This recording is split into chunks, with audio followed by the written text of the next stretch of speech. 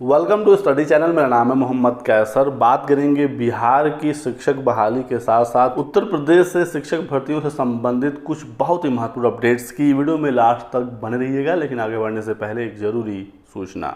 बात करेंगे बिहार शिक्षक भर्ती की इस बेस्ट बुक के बारे में जो चक्षु प्रकाशन की तरफ से आता है। बीपीएससी द्वारा दोस्तों आपको पता ही है कि 1,70,000 पदों पर शिक्षक भर्ती आ गई है और इस बुक की सहायता से आप इस एग्ज़ाम में काफ़ी बेहतर कर सकते हैं। यहाँ पर 25 प्रैक्टिस सेट हैं और 2450 से ज़्यादा बहुविकल्पी प्रश्न दिए गए हैं। तो प्राथमिक, माध्यमिक और उच्च शिक्षक भर्ती के लिए भाषा की पुस्तक के साथ साथ प्राथमिक शिक्षक भर्ती की गाइड भी अवेलेबल हो चुकी है। यदि आपको ये बुक लेनी है ऑनलाइन तो डिस्क्रिप्शन बॉक्स में लिंक दिया गया है। यदि आपको ऑफलाइन मार्केट से ये बुक लेनी है तो आपको इजीली वहाँ पर भी अवेलेबल हो जाएंगी। तो सबसे पहले बिहार शिक्षक भर्ती की ही बात कर लेते हैं। 1,70,000 पदों पर बिहार में शिक्षक भर्ती की प्रक्रिया चल रही है और अब आपको पता ही है कि अदर स्टेट के छात्र भी बिहार की शिक्षक भर्ती में शामिल हो सकते हैं। अस्थायी निवास की ज़रूरत अब खत्म हो गई है, दूसरे राज्यों को भी मौका मिल गया है। लेकिन अभी तक ऑनलाइन आवेदन अदर स्टेट वाले छात्र नहीं कर पा रहे थे चूँकि ऑप्शन नहीं था। लेकिन दोस्तों वेबसाइट को अपडेट कर दिया गया है, अब कोई भी समस्या नहीं है। तो ये है फॉर्म और आप यहाँ पर देख लीजिए कि आपको कैसे फॉर्म भरना है। यदि आप अदर स्टेट के छात्र हैं तो are you citizen of India, यहाँ पर तो आपको यस करना ही है। जो सेकेंड वाला ऑप्शन था are you permanent residents of state of Bihar, क्या आप बिहार राज्य के अस्थायी निवासी हैं, तो यस कर देंगे और उसके बाद आपको अपना परमानेंट रेसिडेंस सर्टिफिकेट की डिटेल्स डालनी होगी। लेकिन जो अदर स्टेट वाले छात्र हैं वो यहाँ पर नो कर देंगे। पहले यहाँ पर नो क्लिक करते ही कहता था कि यू आर नॉट एलिजिबल, लेकिन देखिए अब वो वाला ऑप्शन नहीं है।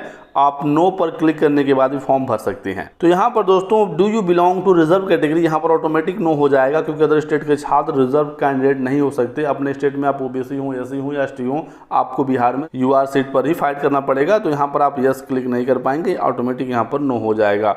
और जब आपका नो हो गया तो यहाँ पर कैटेगरी भी आपकी सेलेक्ट नहीं होगी। ये सिर्फ बिहार के रिजर्व कैंडिडेट के लिए है। फिर यहाँ पर कुछ बेसिक इन्फॉर्मेशन है, आप इसे भर दीजिएगा। इसी के साथ साथ दोस्तों जब आप एड्रेस वाले ऑप्शन में जाएंगे तो पहले आपको करस्पॉन्डेंस एड्रेस भरना है, उसके बाद आपको परमानेंट एड्रेस अपना भरना है।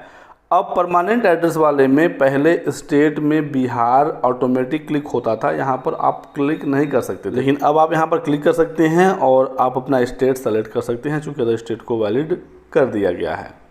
इसी के साथ साथ कुछ और इम्पोर्टेंट अपडेट्स हैं बिहार की शिक्षक भर्ती से, देख सकते हैं। 1,70,000 पदों पर शिक्षक भर्ती के लिए 15 दिनों में सिर्फ अभी तक 90,000 रजिस्ट्रेशन हुए थे और फाइनल जो फॉर्म सबमिट हुआ है फी पेमेंट वगैरह करके वो 55,000 ही हैं। लेकिन अब दूसरे राज्यों को मौका मिल गया है तो अब आवेदन की प्रक्रिया में काफ़ी तेज़ी देखने को मिलेगी। हालांकि जो बिहार राज्य के छात्र हैं वो भड़के हुए हैं, आंदोलन भी वो अब शुरू कर रहे हैं कि अदर स्टेट को रोका जाए, सिर्फ बिहारियों को इसमें मौका मिले। लेकिन सरकार ने तो अलाउ कर दिया है सबको और अलाउ उन्हें करना भी पड़ता क्योंकि आर्टिकल 16(2) का ये सीधे सीधे उल्लंघन था।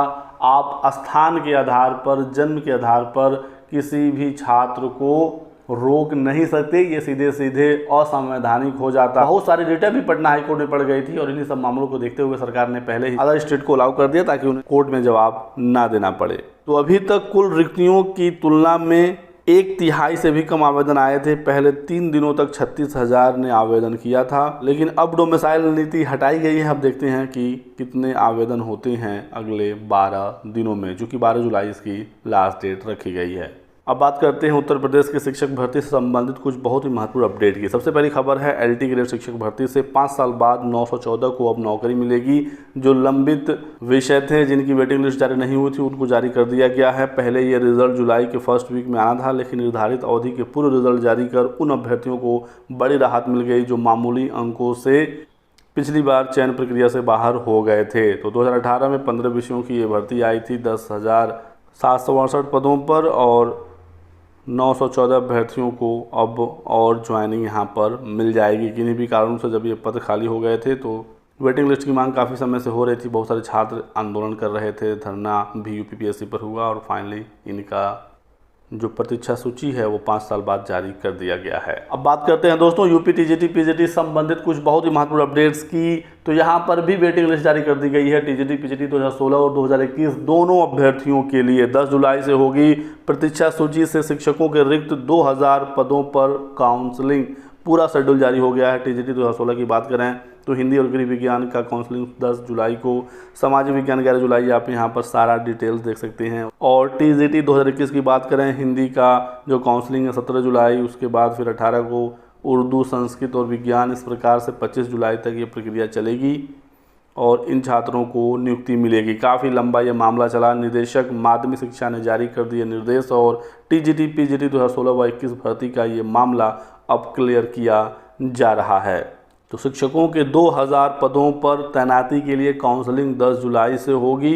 तो प्रदेश के सहायता प्राप्त माध्यमिक स्कूलों में टीजीटी पीजीटी की भर्ती में चयन के बावजूद कार्यभार ग्रहण न करने के कारण जो पद रिक्त रह गए थे, जिनकी संख्या लगभग 2000 है, इन पर अब काउंसलिंग होने जा रही है। और आज की लास्ट अपडेट मैं आपको दे दूं, काफ़ी इंपॉर्टेंट है, ध्यान से सुनिएगा। अगर आप यूपीपीएससी की किसी भी भर्ती में आवेदन करना चाहते हैं तो आपको OTR करना जरूरी होगा। ये आपको पता ही है, वन टाइम रजिस्ट्रेशन, जिसमें आप अपना सारा डेटा पहले से सेव करके रखेंगे। जब आवेदन करना होगा तो आपको कुछ मामूली डिटेल्स ही डालनी होंगी और आप आवेदन कर पाएंगे। यहाँ पर अपडेट ये निकल कर आई है कि OTR के बाद 3 बार आपको संशोधन करने का मौका मिलेगा। तो जो भी डिटेल्स आप भर रहे हैं ध्यान से भरिएगा, कोई गलती ना हो। गलती होती भी है तो अगले संशोधन में, एक ही बार के संशोधन में उसे करेक्ट कर लीजिएगा। टोटल 3 बार ही आप करेक्शन कर सकते हैं, उसके बाद फिर आप बड़ी समस्या में पड़ जाएंगे, क्योंकि आपका डेटा एक बार सेव हो जाएगा, फिर आप उसमें करेक्शन कर नहीं पाएंगे। यूपीपीएससी की जब भी कोई भर्ती आएगी तो आप फंस जाएंगे, चाहे वो RO की हो, LT ग्रेड की हो, खंड शिक्षा अधिकारी की हो, या कोई भी भर्ती हो, PCS वगैरह की। तो इस चीज़ का ध्यान आपको रखना होगा। और बिना OTR के अब आप कोई भी आवेदन यूपीपीएससी की भर्ती के लिए नहीं कर पाएंगे। LT ग्रेड की पुरानी भर्तियां क्लियर हो रही हैं, तो आने वाले समय में LT ग्रेड और JSC प्रवक्ता की भर्ती भी देखने को मिलेगी, तो उसके लिए भी OTR लगेगा। टीजीटी पीजीटी की भी पुरानी भर्तियां क्लियर हो रही हैं, हालांकि नई भर्ती अब नए आयोग से होगी और अभी नया आयोग बना नहीं है। अभी हाल ही में कैबिनेट मीटिंग भी हुई और इस कैबिनेट मीटिंग में नए आयोग पर निर्णय नहीं हुआ, जिससे युवाओं में काफ़ी नाराज़गी भी है। तो अभी नई भर्ती के लिए इंतज़ार करना पड़ेगा। बाकी आगे की अपडेट्स आपको इस चैनल से लगातार मिलती रहेगी। आप हमारे साथ जुड़े रहिएगा, वीडियो को लाइक ज़रूर कर दें, चैनल को सब्सक्राइब करके बेल आइकन दबा लीजिए ताकि आपको इसी प्रकार की सभी लेटेस्ट और ऑथेंटिक इन्फॉर्मेशन मिलती रहे। Thanks for watching.